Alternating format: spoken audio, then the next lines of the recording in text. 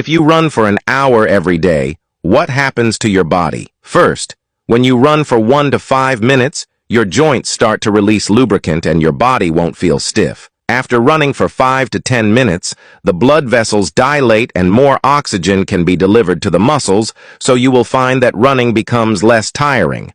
When running for 10 to 20 minutes, the body's hormone production increases, providing more energy material to the muscles.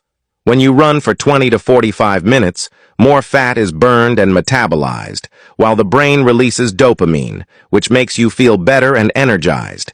When you run for 45 to 60 minutes, the glycogen in your body is basically gone, the muscles are tired, the brain releases endorphins to help you get through the deadline, and you will find that your tired body suddenly relaxes a lot.